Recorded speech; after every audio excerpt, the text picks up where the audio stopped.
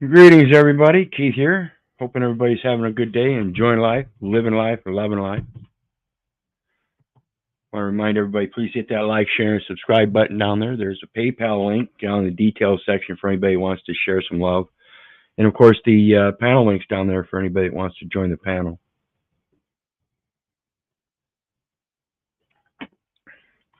We're going to be discussing Socratic logic. I'm going to do a short series on it. Just a introduction section of the book, though. There is a link down in the chat section, and I will put the link down in the details after I get done doing the stream so that everybody has that. But it's Socratic logic. Let me take my background off for a minute.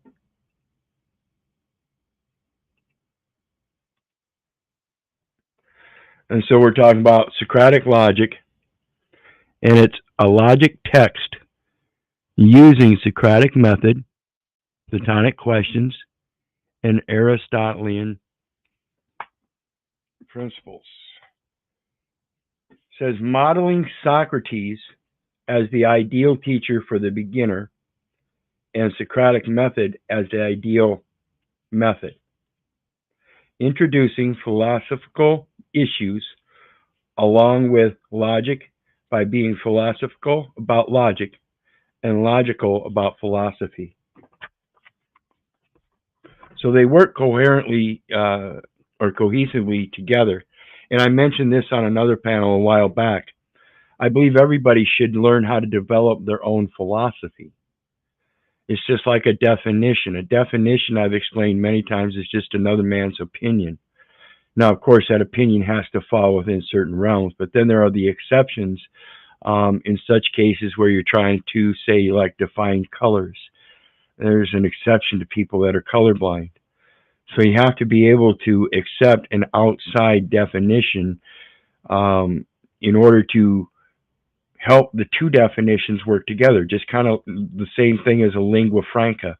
You have to find some way, develop some way where the two can be cohesively work together for an agreement, some kind of cooperation or something, rather than using those two different elements as a separation and creating a division. That's why I say the English language in its lingua franca sense, now that I comprehend it much better than I have before, and I hope to continue to comprehend it more and more. That's why I say it's such a beautiful thing. So I'm going to get into the introduction here. And it says, Section 1, what is good logic?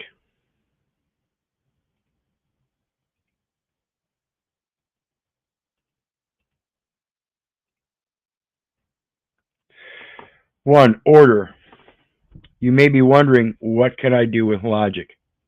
The answer is that logic can do something with you. Logic builds the mental habit of thinking in an orderly way. This is the programming in computers. It's a logic programming that says, if, then, go to here. If once you reach here, you came from here, then go here. But if you came from here, then go here. Or if you end up here, then you have multiple choices to determine where you want to go next based on an input.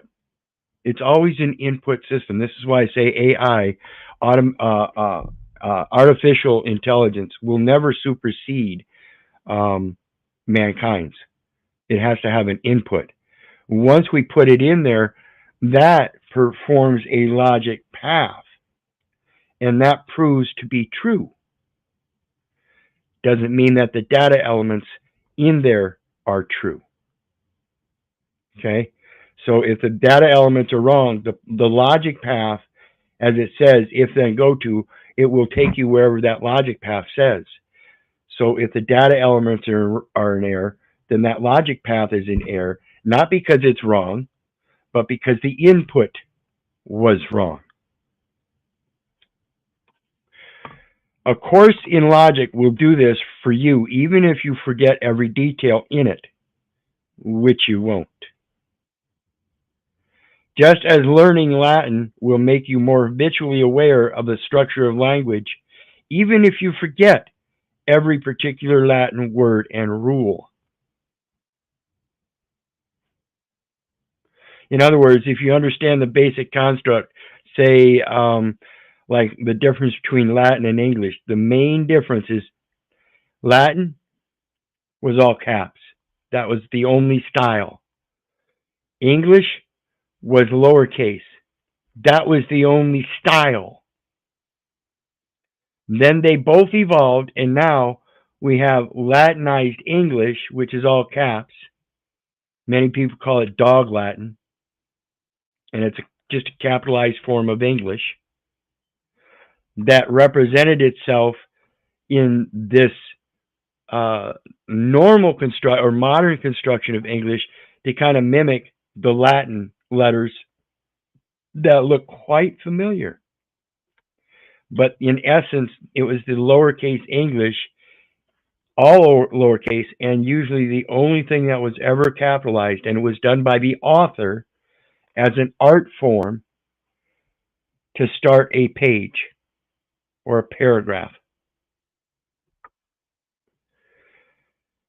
No course is more practical than logic, for no matter what you are thinking about, you are thinking, and logic orders and clarifies your thinking. So when we get caught up in our emotions and we leave that path of logic, our emotions will explain that, because when we try to explain our emotional foundation for behaving in such way, it tells us that we weren't thinking logically then.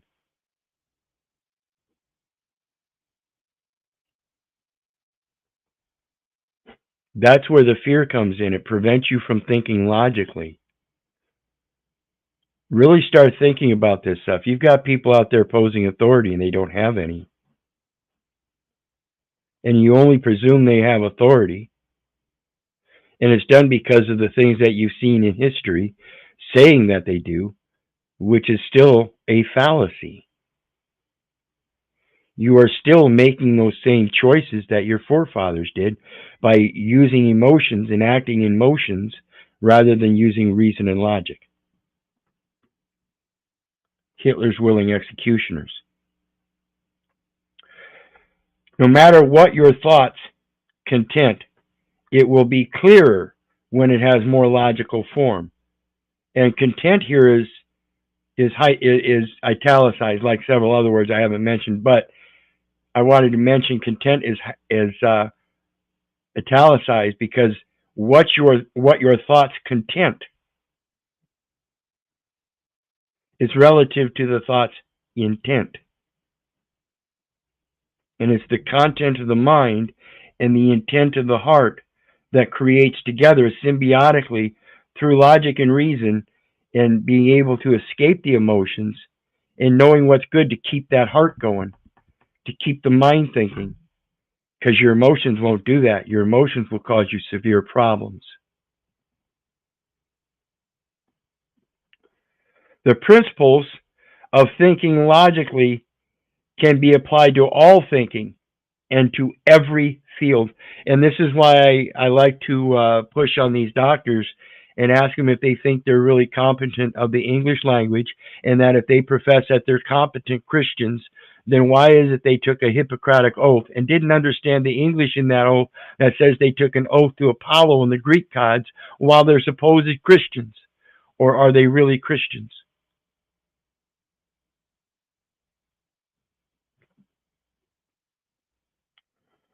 Logic studies the form, or excuse me, logic studies the forms or structures of thought. Thought has form and structure too, just as the material universe does. See, the thought has a structure that is dependent upon an input. You don't have any thoughts unless you observe something some way, somehow, through your senses, your sensibilities, not your emotions. Control your sensibilities, and you learn how to control your emotions so they're not sensitive. You use your real sensitivities. Your eyes, your ears, your tongue, for taste, your fingers for touch, your nose for smell, your intuitiveness of things that have already happened. History repeats itself. Why does it keep repeating itself? Because people aren't paying attention to their intuition. They're not paying attention to keeping the logic. They're sat in their emotions.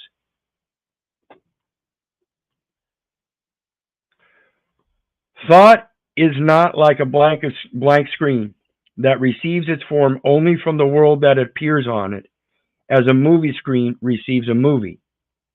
The book will show you the basic forms, the structures, and the basic laws, rules of thought. Just as a course of physics or chemistry shows you the basic forms and laws of matter. Number 2,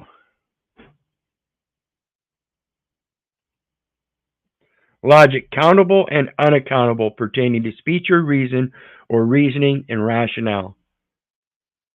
That's like language with that military term where you get paid a per diem, a ration for a day.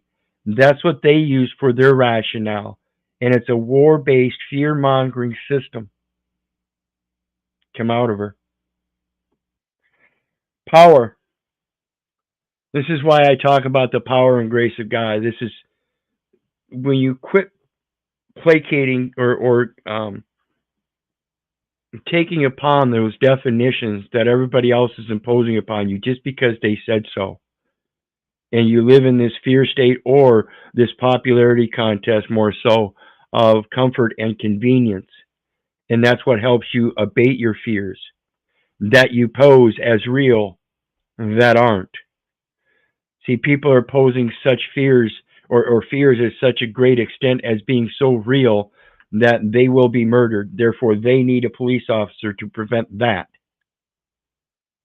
Do you really think the police are going to prevent murders? Do you really think the legislative laws are going to prevent murders? The reason and logic says you're the only one that can prevent your murder. Learn how to protect yourself. You're not supposed to be handing that stuff over to other people. If you really want your legacy heirs to carry on your legacy, then you teach them. Don't hand it over to somebody else in their dogmatic, pragmatic system. The power of proof and thus persuasion. That's why your sensibilities are so important. That's your observances. Any power can be either rightly used or abused. This power of logic is rightly used to win the truth and defeat error. That's why I keep saying it's nothing but an error in the record. That's it. Fix the errors. That's all I want to do. That's bringing forth the truth. It is wrongly used to win the argument and defeat your opponent. Sun Tzu, The Art of War. To defeat one's opponent without fighting is the supreme excellence. I'll read that again. This power of logic is rightly used to win the truth and defeat error. It is wrongly used to win the argument and defeat your opponent.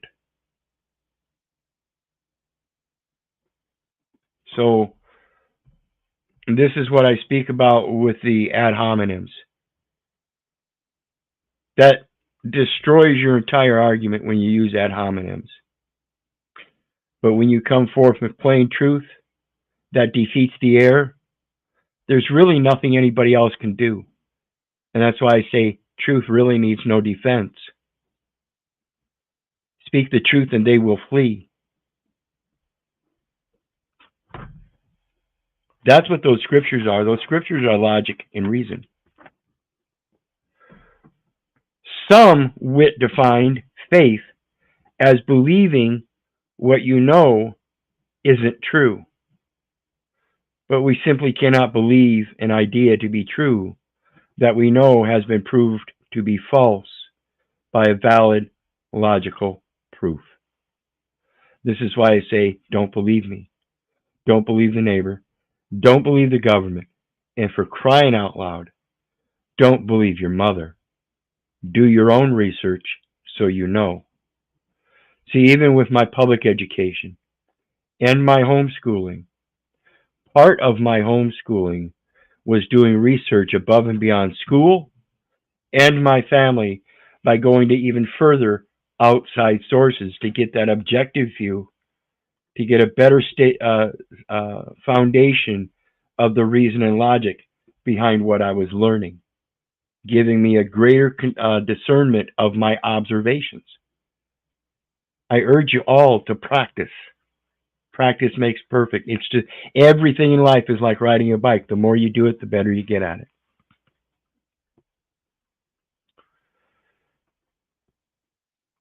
It is true that faith goes beyond what can be proved by logical reason alone. That is why why believing in any religion is a free personal choice, and some make that choice while others do not. While logical reasoning is equally compelling for all. That's why I don't care where you come from. I don't use the racism or the feminism or the civil rights or I'm going straight to the reason and logic, and I always seek counsel in our Father which art in heaven, which is the scriptures, which is where I get what I use as a guide for psychology, logic and reason, banking, commercial transactions, behaviors with my neighbors, all kinds of things. They're parables, they're examples, comparisons. It's not meant to be true and factual. It's meant to be a guide. That's my opinion, of course. Take it as you will. However, logic can aid faith in at least three ways. And thus, if faith significantly increases human happiness, as most psychologists believe, it logically follows that logic can significantly increase happiness.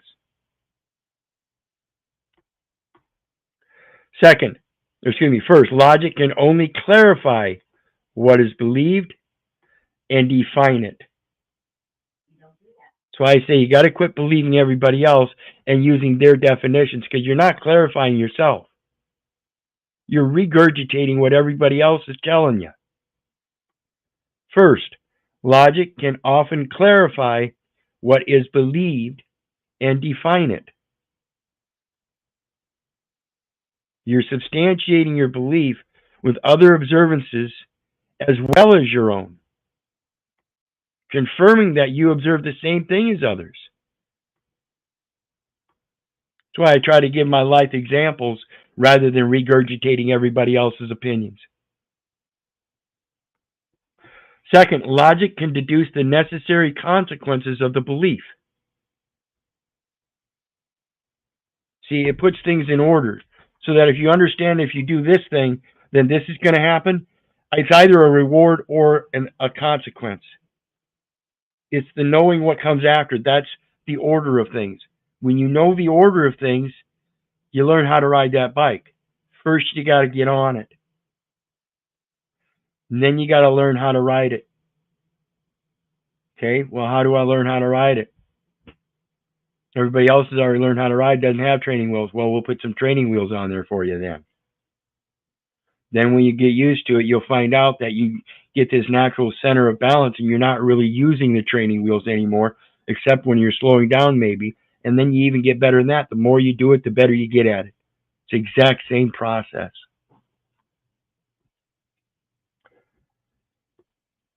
And apply it. So we're thinking about the consequences of the belief and apply it to difficult situations. For instance, it can show that if it is true, as the Bible says, that God works all things together for good for those who love him, Romans 8:28, then it must also be true that even seemingly terrible things like pain, death, and martyrdom will work together for good. And this can put these terrible things in a new light and give us a motive for enduring them with hope. And I'm going to truly tell you, as a young man,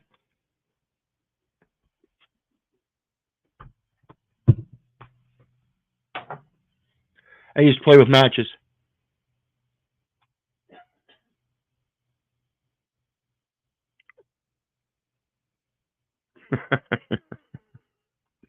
I'm just catching this. Alphathetical, the yellow belly Wyrd Wyzard. Oh, Poopo loved the dog shit. See, this is the kind of shit that they use to try to move me off my station. You can't do that. You can't excommunicate the truth from me. That's your problem. You're going to try to excommunicate me from a community of truth. You can't do that. Your ad hominems in this fictional venue have zero value. So let's get on with the story about playing with matches as a little boy.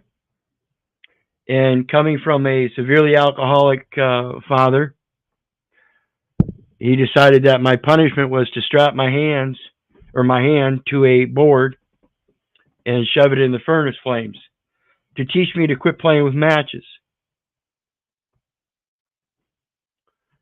Didn't do any good. I grew up in arson as a young boy. I learned to quit when I was a young boy, so it's a sealed setup. But I have no problem admitting it. I have the shame.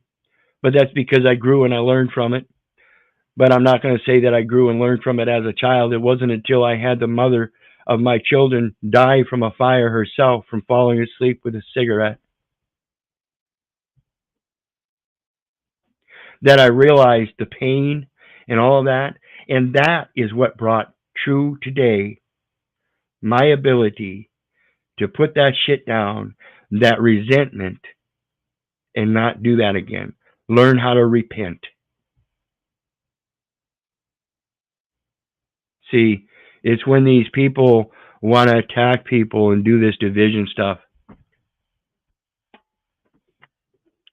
want to sit there and talk about no accountability.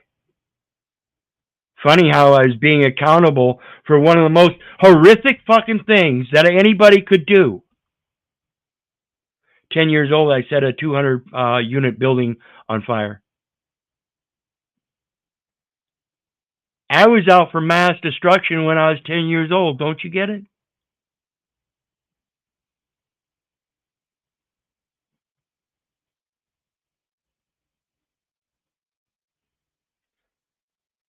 Certainly not something I'm proud of. But what I am proud of is that I've used that as part of my lesson in life to understand the power of other people, like this guy down there, and I respect him and I love him. That's to say, I don't care if you hate me. I don't care if you don't respect me. I respect you because I know you're a badass motherfucker that'll light my apartment on fire because you're scared too.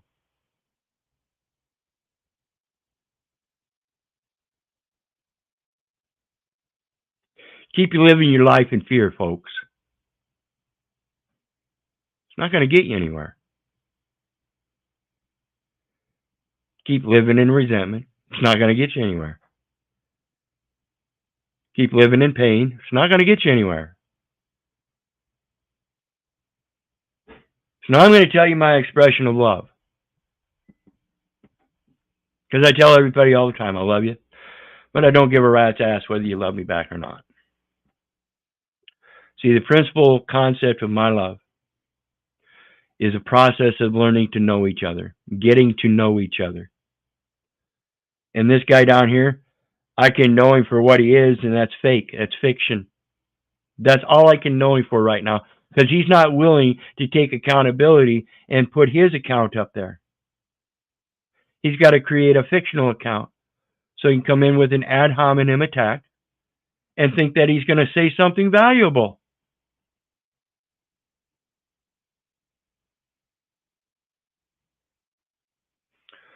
So I urge everybody to learn how to start doing your thinking. I am doing well, sir. I am doing well.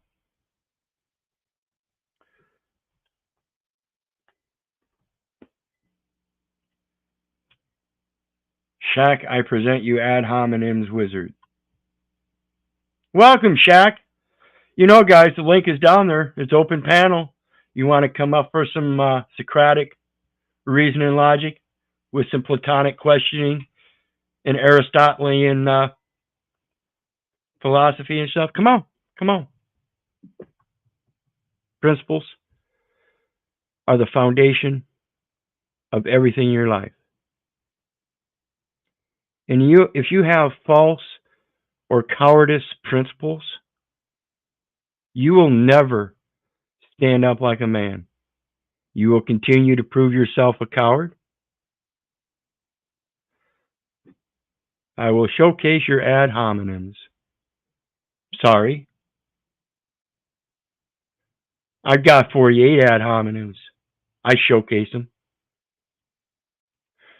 2 years worth of it on record. So we're obviously dealing with Paul enslaved, and proper instruction motivates people. So let's take some accountability, you little bitch. Go tell your daddy Paul, I'm still a mod on Paul Enslaved. So if he doesn't want to run across the same problem that Peniel podcast or whatever his name was, Sean, had with making me a mod and not being able to stop my comments, he needs to take care of that. He needs to be held accountable for making an idiot a mod, right? See, I'm willing to stand up to the idiocy. I'm willing to stand up for what I can do. Why aren't you? Why don't you come face to face up on this panel and show the world who you are? Or do you still want to try to attempt to strike from the shadows? You ain't nothing. You don't prove nothing. If you want to call it that. Like I said, I love him and I respect him. I have to respect him because he has the same power to be as fucked up as I am. I'm not saying I'm perfect. I'm the one telling you I stab people, hit them upside the head with a shovel, and now I've held myself accountable to tell you about my arsonist past. Yeah, I understand how this pain works in order to learn.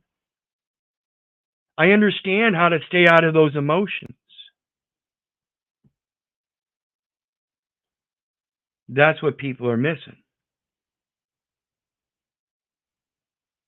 That's why you use the ad hominems.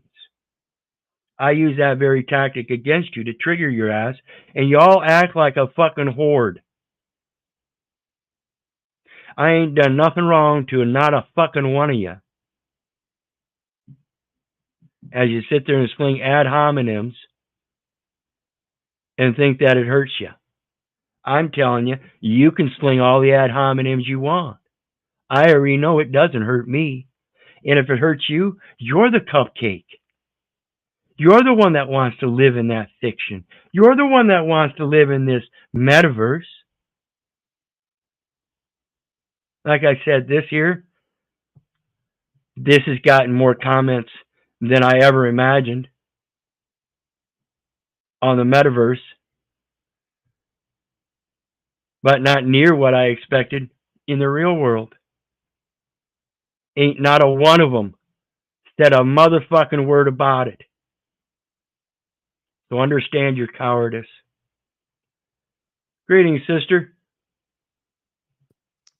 Greetings, beloved brother. Greetings. All is well. How you doing tonight? All is well, and much has been revealed. I tell you, I've been having a good, what they call fun weekend, something like that.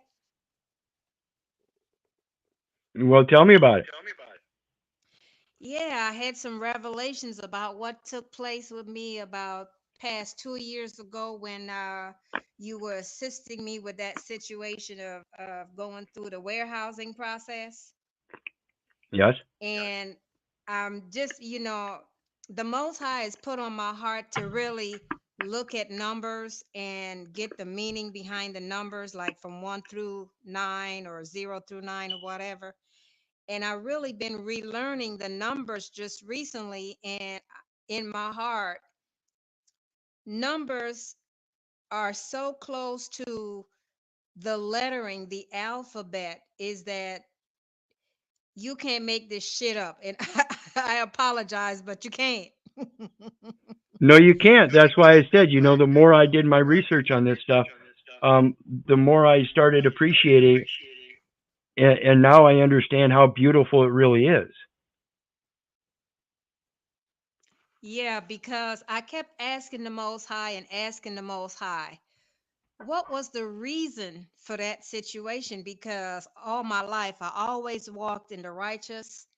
I would never start a fight, but believe me, if one something came up, I defended myself, right?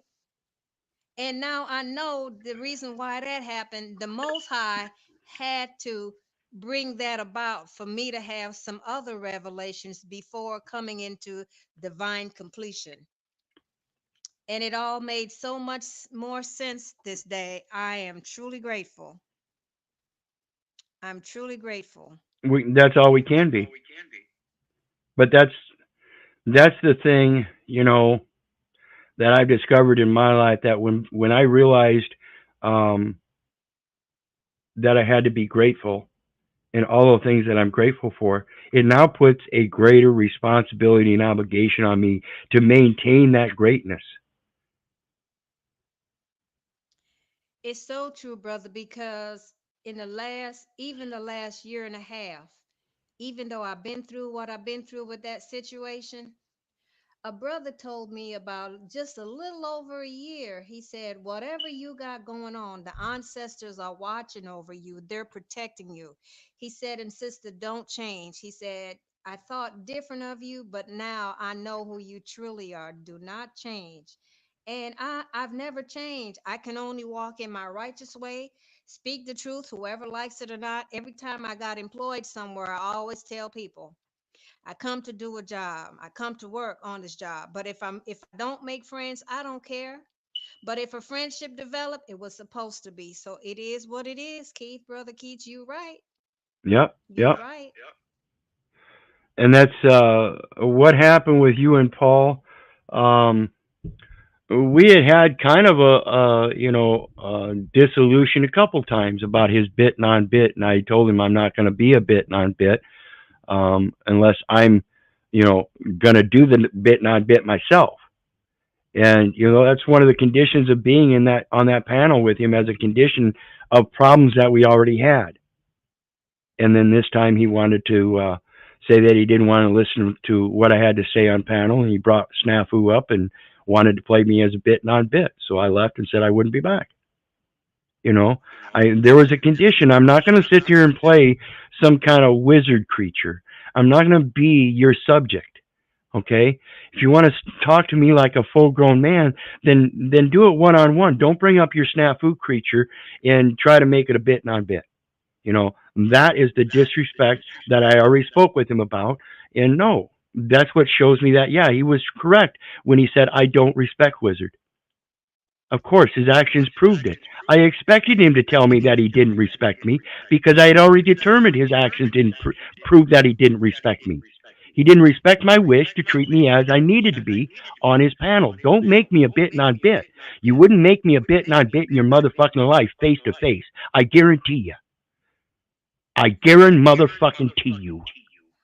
Wow, brother Keith, that is such a recall for me because I had a similar experience on another platform.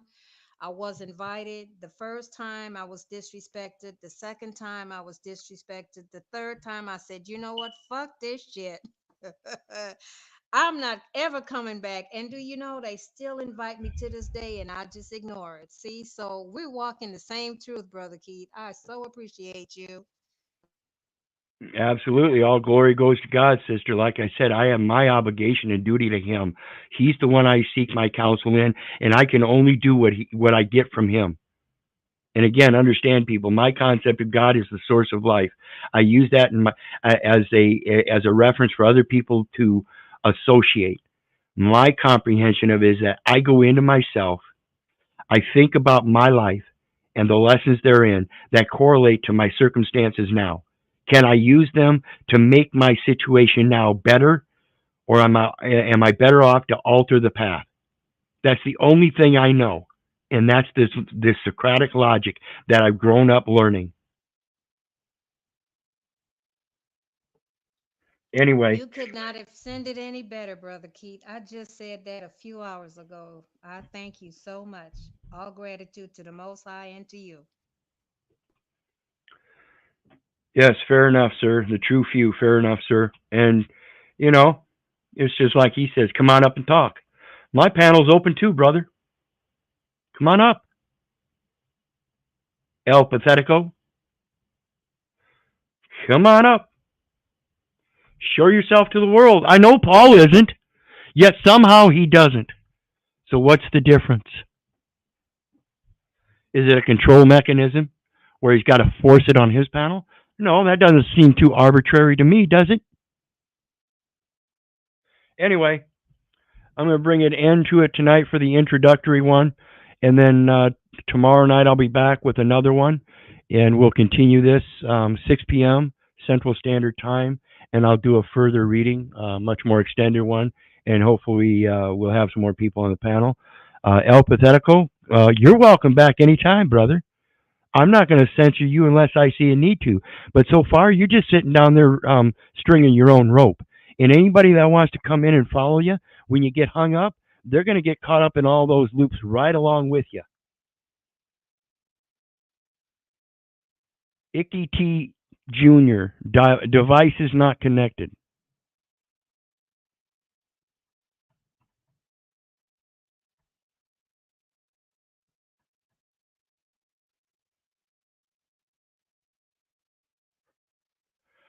We're gonna hang out a couple minutes here, see if he wants to come back up, see if he fixes his connection problem there.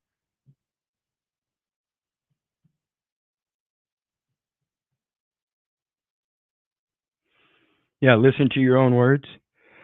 See, you don't even know what you're in for, folks. See, now is the time of silence. Okay, you're gonna learn to understand what the sound of silence is. You want to come talk to me? Come up on my panel. Come up on my panel.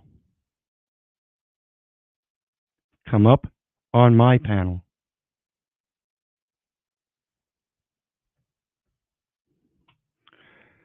Device is not connected.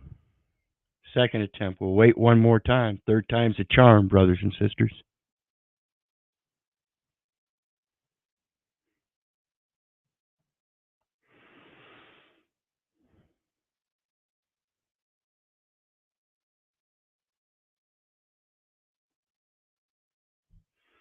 And I can only imagine it's snafu. I really don't know, Robert. I really don't know what he disagrees with. Something to do with using the statutes, codes, and regulations. But I think he's got it miscomprehended that I'm trying to instruct people to use them.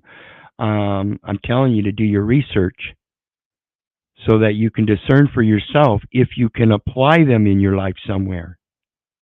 I know for crying out loud, my companion was, in fact, an agent for the state. So there were codes in there that she had to follow. I'm having to learn those codes so I can understand how to remove her from that system because she is clearly retired, meaning she is no longer a United States business. Can you show yourself, Icky T. Jr., please? I'm not trying to censure you or anything. Just need confirmation of who you are. You're still backstage.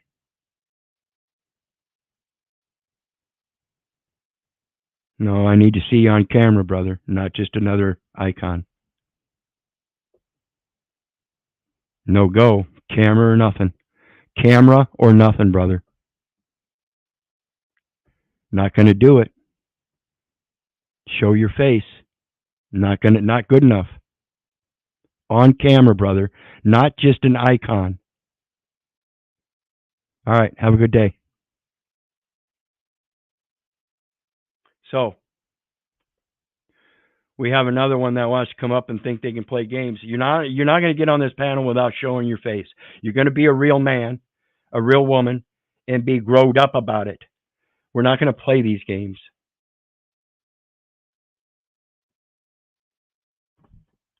Right. The code, they're not our codes. They can be used as a remedy. It's called a presumption. And you can use them to beat the presumption. The presumption is you're a resident, a federal, state, or municipal officer or agent whose resident presence is deemed necessary by the board. A United States citizen. It's presumed that you were born in the United States, yet there's no birth registration in the United States. So then they tell you that it's a conference of a nationality of a United States citizen. And then they tell you that the United States business means United States citizen. Therefore, United States citizen means a United States business that was gifted to you as a conference of a nationality upon being born in one of the several states as a resident, still laying the presumption that you were deemed necessary by the board as a United States citizen, as a United States business, when that's false. It's impossible to be deemed necessary as a United States business when you are born. Pure and simple. Anyway, you got any words on the way out, sister? No, brother, like I said, all glory goes to the Most High, great Mother and great Father. And like I said, I appreciate you. And all I can do is keep growing within myself, going and growing. That's it. Absolutely, sister. Hallelujah. We'll keep in touch. No problem. All right. Well, folks, again, you know me. I love you. I don't give a rat's ass whether you love me back. That's to say, I don't care if you hate me. I don't care if you don't respect me. That's on you. So may God bless you and have a good night. Bye now.